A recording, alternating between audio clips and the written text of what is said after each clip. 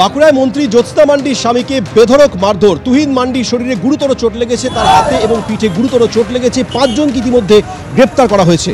খাতড়ায় BJP কর্মীদের জমায়েত ছিল, সেখানে যেতেই হামলা হয় বলে অভিযোগ করেছেন জ্যোৎস্না মান্ডি।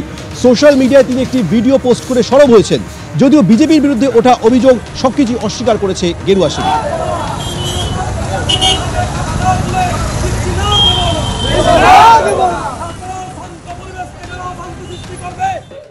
সন্ধ্যেবেলা আমার হাজবেন্ড গ্রোসারি বাজার করতে গিয়েছিলেন, সংসারের মুদিখানা জিনিস বাজার করতে গিয়েছিলেন। সেই সময় বিজেপি আশ্রিত কিছু গুন্ডা বাজারটাতে ওরা প্রতিনিয়ত থাকে এবং কয়েকদিন ধরেই দেখছি ওরা বাজারটাকে উত্তপ্ত করে রেখে দিয়েছে। তো ওরা লাঠি সোটা রড নিয়েছিল। আমার হাজবেন্ড যখন যায় বাজারটা মাঝখান দিয়ে, তখন ওরা সবাই মিলে আমার হাজবেন্ডের ওপর চড়াও হয়। আমরা তৃণমূল করি এবং আমি খুবই মর্মাহত দুঃখিত যে রাজনৈতিক লড়াই আমাদের থাকতে পারে, কিন্তু ফ্যামিলিকে এইভাবে আক্রান্ত করাটা আমার মনে হয় না ঠিক করেছে বলে। 21শে জুলাইয়ের প্রস্তুতি বৈঠকে যোগ দিতে কলকাতায় এসেছিলেন অনুব্রত মণ্ডল এবং কাজল শেখ। এই দুজনকে নিয়ে সেখানেই তৃণমূল শীর্ষ নেতৃত্ব বৈঠক করে।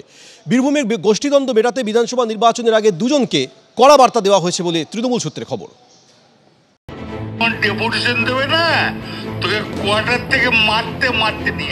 পুলিশকে কদর্য আক্রমণ করে যে অনুব্রত মণ্ডল প্রবল বিতর্কের মুখে। শনিবার তৃণমূলের বৈঠকে তার হাত ধরে থাকতে দেখা গেল ফিরহাদ হাকিমকে। তবে শুধু অনুব্রত মণ্ডল নয়, ফিরহাদ হাকিমের পাশে দেখা গেল বীরভূমের তৃণমূলের আরেক পাওয়ার সেন্টার কাজল শেখকেও। অনুব্রত মণ্ডল তিহার থেকে বীরভূমে ফেরার পর লালমাটির জেলায় তৃণমূলের গোষ্ঠীদ্বন্দ্ব চরমে উঠেছে। কাজল শেখের অনুগামীদের সঙ্গে অনুব্রত ঘনিষ্ঠদের সংঘর্ষ লেগেই আছে। এবার তাতে হস্তক্ষেপ করতে হলো তৃণমূল শীর্ষ নেতৃত্বকে। শনিবার কলকাতায় তৃণমূলের 21শে জুলাইয়ের প্রস্তুতি বৈঠকে যোগ দেন অনুব্রত মণ্ডল ও কাজল শেখ। অনুব্রত মণ্ডল ও কাজল শেখকে নিয়ে আলাদা বৈঠক করেন ফিরহাদ হাকিম, অরূপ বিশ্বাস, সুব্রত বক্সিরা। বৈঠকে হাজির ছিলেন রামপুরহাটের বিধায়ক, তৃণমূলের বীরভূম জেলা কোর কমিটির সদস্য ও জেলা চেয়ারম্যান আশিস বন্দ্যোপাধ্যায়। তৃণমূল সূত্রে খবর, বৈঠকে বার্তা দেওয়া হয় অনুব্রত মণ্ডল ও কাজল শেখকে। জানিয়ে দেওয়া হয় ক্ষোভ বিক্ষোভের কথা দলের অন্তরে জানাতে হবে, বাইরে মুখ খোলা যাবে না। দল ভাবনা চিন্তা করেই বীরভূমে কোর কমিটি তৈরি করেছে। সবাইকে একসঙ্গে চলতে হবে, সামনে ভোট, এমন আচরণ কখনোই কাম্য নয়। তৃণমূল সূত্রে খবর, বৈঠকে কাজল শেখ জানান অনুব্রত মণ্ডলের ঘনিষ্ঠদের জন্যই সমস্যা তৈরি হচ্ছে। বৈঠক শেষে অবশ্য মুখে কুলু পেটেছেন দুই নেতাই।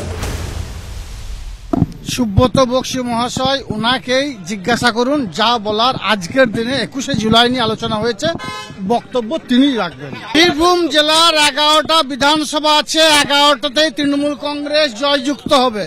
মমতা বন্দ্যোপাধ্যায়, অভিষেক বন্দ্যোপাধ্যায়, মমতা প্রার্থীরাই জয়যুক্ত হবে। একবারই খেলাখেলি করবে না, ওরা ভদ্রতা জানে খেলাখেলি করবে। অনুব্রত মণ্ডল, কাজল শেখ মুখ না খুললেও গোষ্ঠীদ্বন্দ্বের চোরাস্রোত যে রয়েছে তা কার্যত স্পষ্ট তৃণমূলের দুই সাংসদের কথায়। বীরভূম জেলার মধ্যে যে বিরোধের কথা আমাদের মধ্যে প্রচারিত হয়, কোথাও কোথাও দুটি নামকে কেন্দ্র করে আজকে তাদের সঙ্গে একটি যৌথ বৈঠকের মাধ্যমে সমস্ত কিছু সুন্দরভাবে মিলে গেছে। আজকে দেখলাম যে একেবারে ফিরহাদ হাকিম তিনি অনুব্রত মণ্ডল এবং কাজল শেখকে নিয়ে বৈঠক হলো, সেখানে কি বার্তা, মানে কোর কমিটিকে নিয়ে সবাই একসঙ্গে চলবে, এই নিয়ে তৃণমূলকে বিত্তে ছাড়েনি বিজেপি। আমি শুধু জানি 10টা দিক আছে, 9 জন 9টার দিকে মুখ করে চলে, আর সুদীপ্ত একদিকে আকাশের দিকে, আর বাকিরা 9টার দিকে চলে। 9 জনের কমিটি 9 জন নদ মুখে চলে। শীর্ষ নেতৃত্বের বার্তার পর বীরভূমে অনুব্রত মণ্ডল ও কাজল শেখের মধ্যে সম্পর্কের রসায়ন কি পাল্টাবে? জেলা রাজনীতিতে বিরোধী বলে পরিচিত দুই নেতা কি দ্বন্দ্ব মিটিয়ে পরস্পরের হাত ধরবেন? সেটাই এখন বড় প্রশ্ন। পার্থপ্রতিম ঘোষ ও অনির্বাণ বিশ্বাসের রিপোর্ট, এবিপি আনন্দ।